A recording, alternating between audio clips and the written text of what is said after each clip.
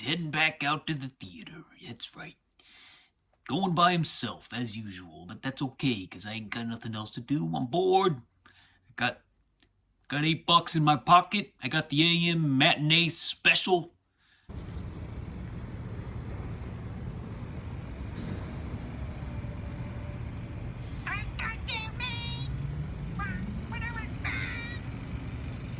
Maybe in about 15, 16 more years, I might qualify for one of those senior citizen discounts. I can't remember the age, assuming they still exist by then. I don't know. It's probably the next thing on the list. You know what I mean? The next thing on the list. Yeah, you know what I mean. Caught stealing. All right. This is Austin Butler there, looking as handsome as ever, looking a little dirty. You know, not quite as clean cut as Elvis Presley, but he is one handsome guy, I tell you. He is a hunk and a half. That's right. Look at that. It doesn't work out in this movie, but he clearly works out in this movie, if you know what I mean. I think I saw a weight set in his apartment. Regina King, we got Zoe Kravitz, Matt Slave, Schreiber, Vincent D'Onofrio, Bad Bunny, the wrestler, is in this. I couldn't believe it. Remember that match he had with Damian Priest at Backlash in Puerto Rico? My God, that was incredible. Did you see that? Just look up the entrance for it. You're gonna get pumped. Bad Bunny, he's a great wrestler and he's a great actor. I wonder if he does anything else, because he's a double threat. Darren Aronofsky, a film by Darren Aronofsky, who you may know from such classics as The Wrestler. I think Bad Bunny's in that one too. What else did he do? Let's see here. He did Requiem for a Dream. I think that's the first time I saw him. Saw his work, I mean. What else we got? Did he do the Fountain? Was that what it was called? The Fountain? That was a weird one. I didn't care for that one, but what else was there? What else? I don't have my notes. I'm sorry. I just got straight out of the theater back into my video store here. Anyway, Darren Aronofsky. Did he do RoboCop? Or was he going to do RoboCop? I think he was going to do RoboCop, but he never got around to it. Man, I would have loved to have seen Aronofsky do that one. RoboCop, hell yeah. That would have been great. Anyway, spoiler-free review here. Caught stealing. It's got a tagline there. 2 Russians. I don't even know if I can say these words on YouTube without getting flagged. Anyway, Puerto Rican guys walk into a bar. That's what it says there. My God. This is one of those old school movies that they don't make anymore. Except guess what? They do make them, because I just saw it. It's right. It's like After Hours meets The Warriors meets John Wick meets Adventures in Babysitting meets Mean Streets. I don't know. It's a great one, though. Cast of crazy, wacky characters. There's a cat in it. There's a cat. He bites. Watch out. Just an all-around great, exciting romp. So classic romp in New York City. We don't see these too much anymore. I think they may have shot in New York. Looks like a very New York movie to me. I didn't think they could shoot in New York nowadays without spending $1 billion, but there it is. They even built the Twin Towers back. Yep, they got them in a couple shots. They rebuilt the Twin Towers.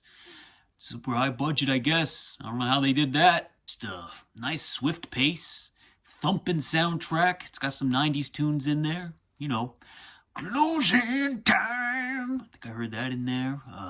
You know what's not in here? You know the Jane's Addiction? I actually thought this was a Jane's Addiction documentary at first when I saw the title. I thought we were going to find out why, what's his name? Perry Jenkins? What's his name? The singer. Perry Struthers? I can't remember. Something Perry. Austin Perry? No, I don't know. Thought maybe we were going to find out why he was so mean in that video to Dave Navarro when he was on stage, and he was just like getting all up in his face. He was like, and Dave's hand was shaking. He was like, Perry, no, Perry, I love you. You remember that? Maybe you didn't see it. Look it up. It's probably on YouTube. What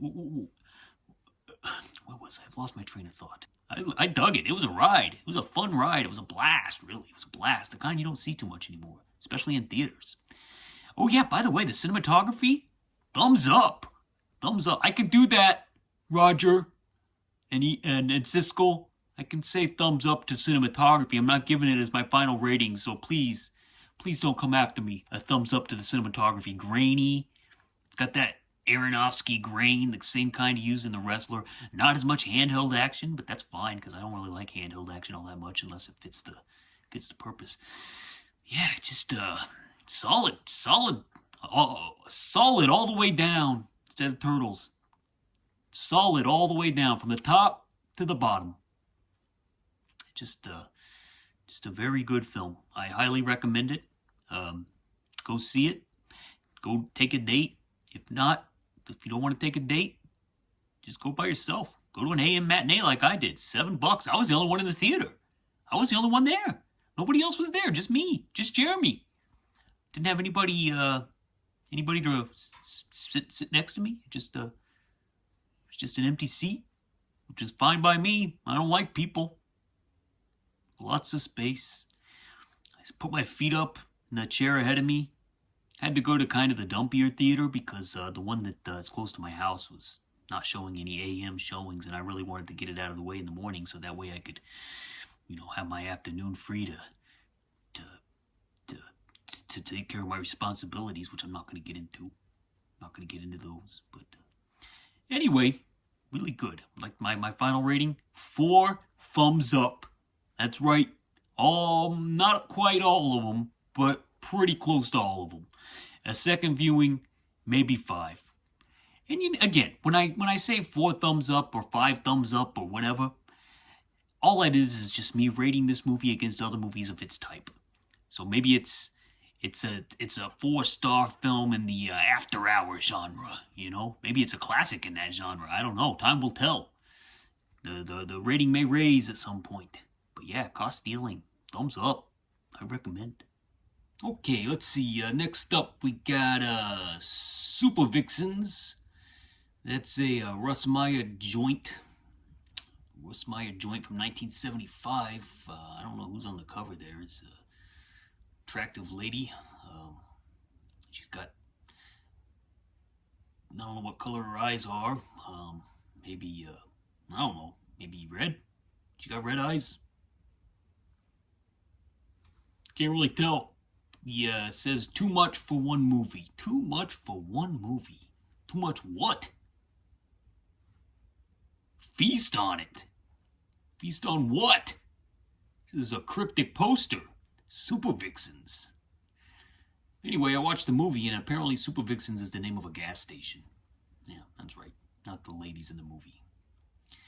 Let's see, what else we got? The credits roll up. The opening credits, they were rolling up. I love a good roll-up credit sequence. Tarantino. I don't know if this is an overall aesthetic of the 1970s, or if Tarantino is like a secret Russ Meyer junkie, because I think the is very, very Tarantino flavored, and I don't know if he gets enough. I don't know if Russ Meyer gets enough credit for being a big influence on Tarantino, especially these credits.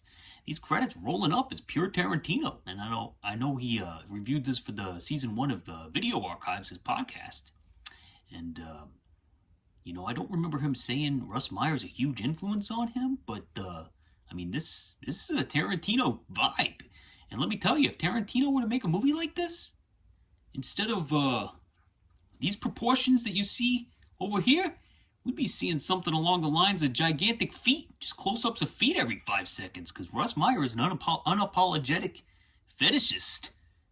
At least that's what people think. I have another theory, though. I think that maybe, now hear me out here, I think that maybe Russ Meyer may possibly have a vision problem. All these years, people have just said that, he just likes, big proportions on his leading ladies and his leading men, apparently. Check out the dongs in this one. Maybe he's like visually impaired. I remember reading that Nicholas Winding Refn, the guy who did Drive, I remember reading that he has a color blindness that allows him only to see like primary bright colors, like bright pinks and bright greens and bright reds. Like everything's got to be bright. That's why Drive and Bronson look the way they do, because they got that's the way Nicholas Winding Refn, that's the way he sees. So I think that maybe, possibly, now just hear me out here, maybe Russ Meyer just has really bad vision. and like the only things that he can see are as if they're like drastically proportioned. That's the only way he can view people, because that's what he sees in real life. Like he's like wearing soda pop goggles on his eyeballs without wearing the goggles. That's just the way his vision is. So when he sees a lady, like the lady here, maybe he's not seeing what we're seeing. Maybe he's seeing different proportions. Maybe he's seeing proportions that are the opposite of what we're seeing. I don't know. I think he might have a vision problem. I think maybe somebody ought to look into that. I bet Roger Ebert would know. Too bad he's not with us anymore. Rest in peace. Anyway, credits roll up. Beautiful credits. ADR City, that's what I call this. It's like it was shot with no sound, and then they all went back in. It's like shot like an Italian movie, where they got the actors moving their lips, and then they got the clear dubbing on top of it, because that's what all these actors sound like. They sound like they've just been overdubbed. ADR, they call that. What's it called? Additional dialogue replacement? Something like that? I don't know. Audio dialogue replacement? Anyway, ADR City, that's what I call it. Is there a plot? There's not a plot. I mean, there is a plot, but it plays out in a series of vignettes. And eventually it all gets tied together. But it basically starts out just one segment after another, and it just keeps doing that over and over and over through the entire movie. Basically following two characters. One of them being a guy who's kind of dressed like Cliff Booth. He's got a pure denim through the entire film. Just blue jeans, jean jacket. Looks like another Tarantino influence alert. Or maybe Billy Jack. I hear he dresses like that. But yeah, he's all denimed out, and we follow that fella as he runs into adventure after adventure with the young ladies who all look like they work at that restaurant in Seinfeld. Remember that episode in Seinfeld where Jerry's like, it's like a Russ Meyer movie, And then Elaine complains to the police station, and they're like, really? What was the name of that restaurant? That was a good episode. So yeah, he just runs into a bunch of ladies, and they're all attracted to him, of course, because this is all written from Russ Meyer's psyche, which means that in his mind, all these ladies that he sees with his disproportioned eyeballs are attracted to a man that he would create, of course, because that's what these men do. These toxic men directors, I say this in jest because honestly, a lot of feminists like Russ Meyer movies. I don't remember the reasoning. Like, I feel like you have to draw a pretty steep line to get there, but a lot of people do it. They seem to think that these are empowering films for women, and they are. I mean, there's no doubt about that. But there's a lot of male gaze in this stuff too. But he also shows a lot of. I think I said it earlier, but he shows a lot of giant dongs. He shows a lot of giant dongs also, and those of course are prosthetic. It's a lot harder to find men with giant, unrealistic dongs than it is to find women with giant, unrealistic proportions, because if they don't have them naturally, then they can obviously go to the store and buy them. They buy them in the store, and then I think the pharmacist does something with them. Maybe puts them in there in the back room. I don't know how it works. Charles Napier, I don't think he's aged. I don't think he aged his entire career. He just stayed this age. He just looked like this. Charles Napier just came out of the womb looking like this. Big square jaw, that gruff face. He plays a guy named Harry Sledge, one of the great cinematic names of the 1970s. Harry Sledge, and he is a piece of crap, let me tell you. And he's like a living cartoon, too. It's like, you can't take these movies seriously. Everybody, every man, every woman in it, they just look like cartoons. It's kind of crazy that they're real people, but I dig it. I don't know, I dig it. I like seeing some of these Amazonian ladies and men. But of course, like I said with the men, they got to give them the Dirk Diggler treatment, the Mark Wahlberg prosthetic times 10. It's very weird, very cartoonish. Quick shots of dongs. Let me look at my notes. There is a particularly brutal sequence in a motel room. I remember Roger Avery talking about this on the Super Vixens episode of Video Archives, which I can no longer find. They probably put it behind that paywall. But anyway, Roger Avery was talking about this, and he said that, I remember him saying that it's better than the shower scene in Psycho. He's like, better directed than that. And I like, Roger, let's tone it down a notch, okay? It's a brutal sequence. I mean, it's up there with Gandolfini and Patricia Arquette in True Romance. Again, Again, with the Tarantino, I guarantee you he pulled that scene out of this. But man, is it brutal. Oof. That's a tough one. If I would imagine a lot of people walking out of the theater on that one, or even just turning this off of the TVs, because it is hard to watch. There's nothing entertaining about it. It is just brutality for brutality's sake in a movie that's supposedly a comedy, like a sex romp, like a sex comedy, and then there's just brutal sequence. I'm honestly surprised the feminists don't draw a line to misogyny on that one.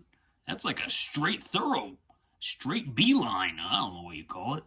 But hey, you know what? I'm not an intellectual. I'm kind of stupid, so I don't really understand how that stuff works, and I'm not college educated. I skipped my senior year of high school, so I don't understand that sort of stuff. Maybe I'm just stupid, but I don't know. To me, my gut instinct would say this guy's a misogynist, but no, apparently a lot of feminists think this is empowering. Girl getting killed in a bathtub.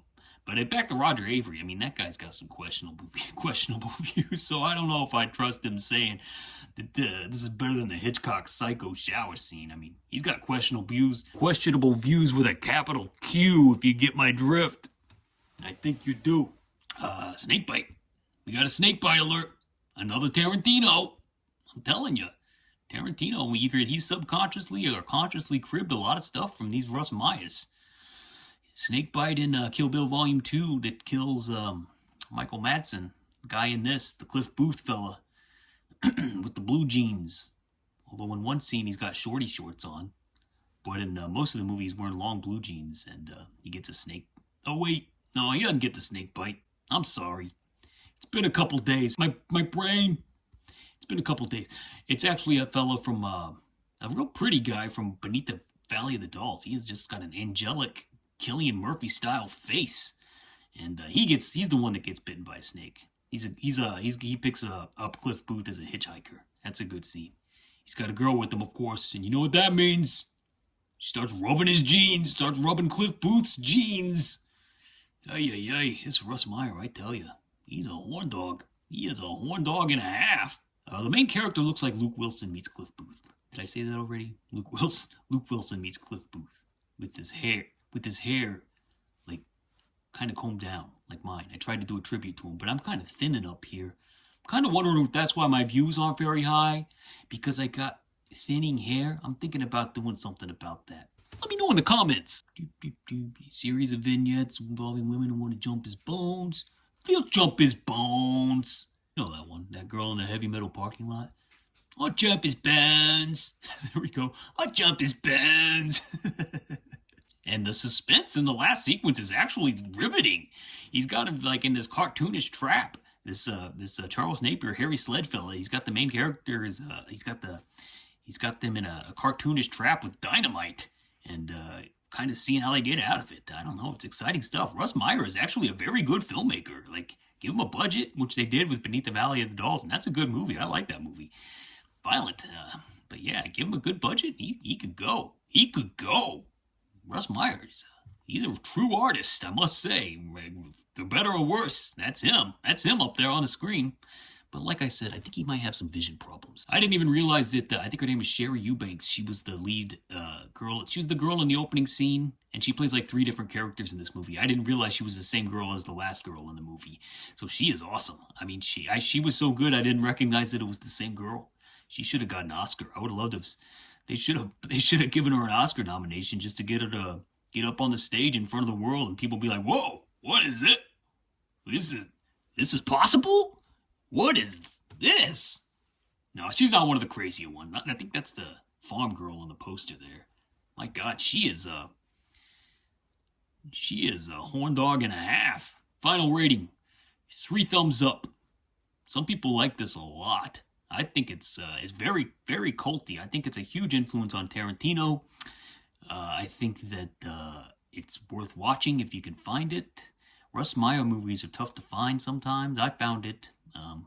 It's pretty easy to find, actually, but just type it in there, Google machine or whatever.